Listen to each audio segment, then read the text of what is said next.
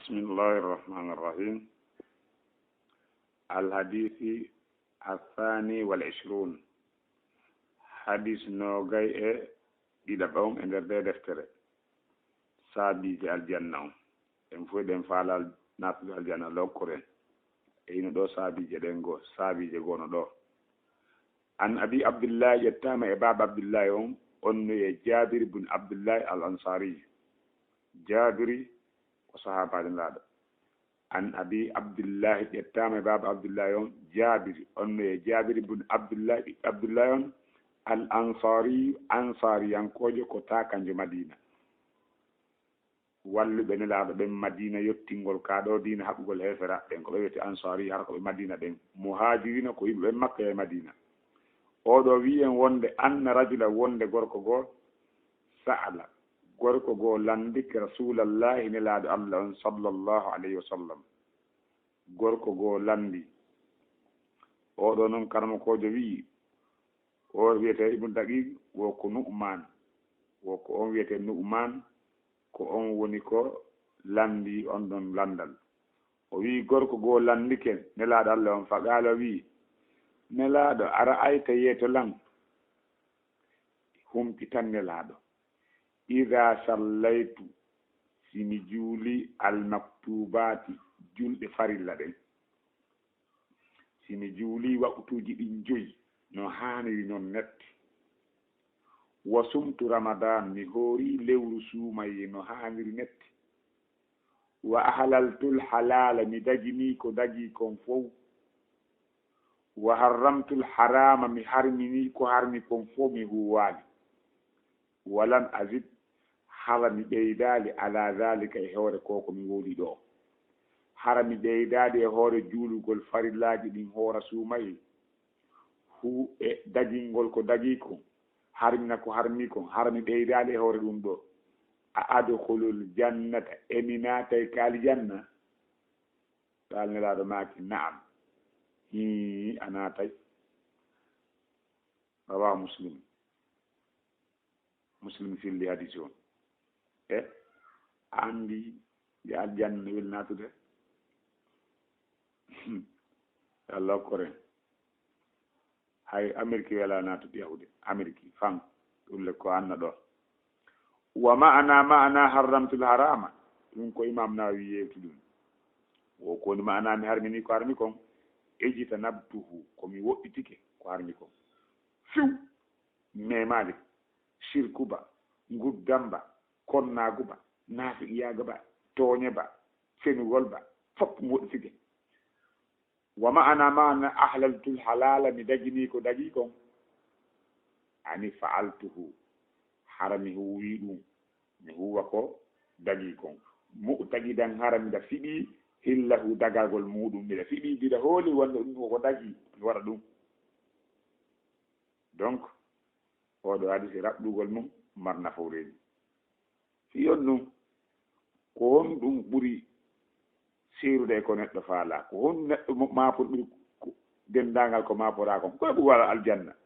neɗɗo marɗo haqqille kan ko ɗum ɗon kanko an abi abdillahi ƴettama e baba abdillahi on jabir bin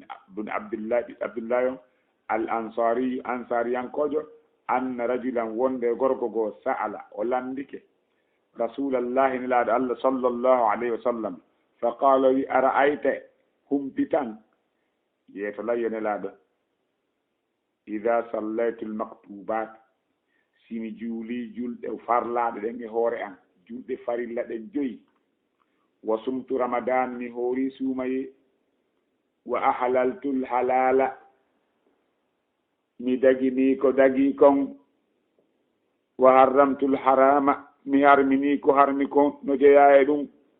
konko harmi ronkugol hajjugol ɓawnde heɓi feere no harmi ronkugol ittugol jakka no harmi sirku no harmi tooñe no harmi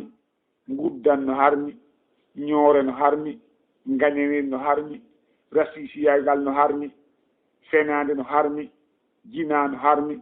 beere no harmi cigarette no harmi mo wottike ɗin wa harramtul harama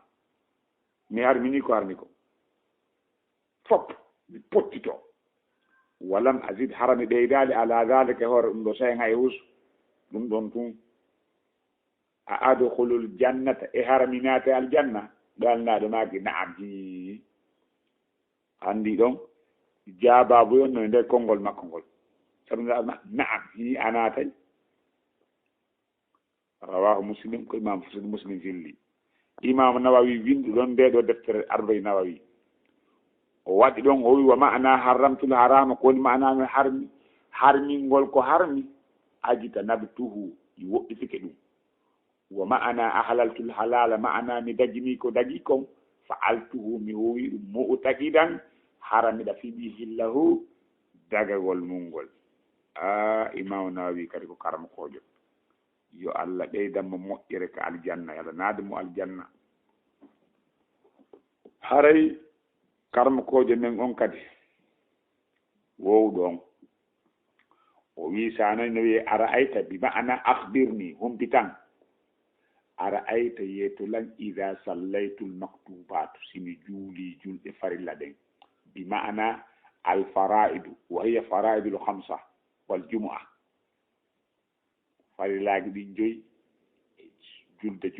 julde juma ko fana wona wattitirede ñande juma wa sumtu ramadan mi hoori suumayi on ɗuwete ramadan wa huwa saharu alladi bayna sha'ban wa shawwal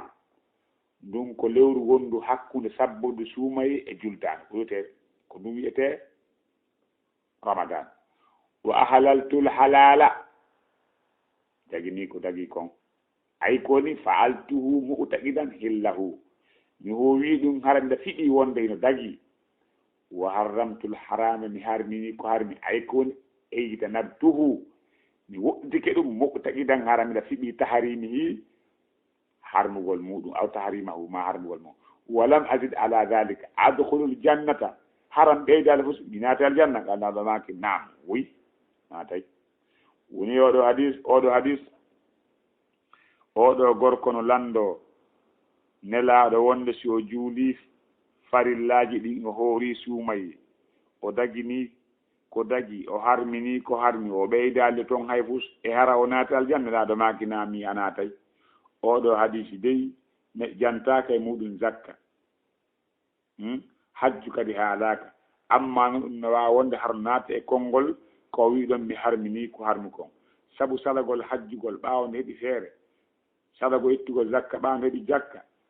ɗum ɗon wiɗen gandi koko harmi noon ɗum no wawa wonde hara ko naati nder ɗon na wonne kadi hara o hella hajju on tawi farlaka fewndo hajju hari farlaka nandi fewndo ɗon fewndo oɗo hadisi nelaɗo landa oɗo question ma no wawa wonde hara hella jakka on nelaɗo on no andi oɗo ala mbuuɗi ko itte jakka nelaɗo yewtimo ɓeɗe alhaali makko on ɓa zakka ko siɗa mari te noon hay ko ñaama kara wonda e hirde an ko a ñamowo jakka si heeɗike de ɓawo jakka no hanono ittede miskinaɓe heeɓa kono ɗum ala yiyeede noon mi anda ɗum si wona patron ɓen tu wona jonnede haray noon woɓɓe goyno hewtinde yo Allah hokkuɓe baraji ɗi haray o wi woni oɗo hadis nafuureji wonde sahaba ɓen kanko rerɗuɓe landagol nelaɗo ko nafata ɗo no yewtude ɗon hadisi feƴƴiɗo no nafoore oɗo hadis himme ɗe julɗele joyyi sabu ɗe julɗele joyyi ɗe wone ɗum sabugo neɗɗo no naata aljanna wondude koko janta kadisi ɗon ɗum ɗo wonay sabu e neɗɗo naata aljanna mo accire hara accir islam ara yahi lahara ka yiide jahannama dandu en yena fo ɗo hadis wonde korka kan kadi de no wonde ko waɗɗi ɗum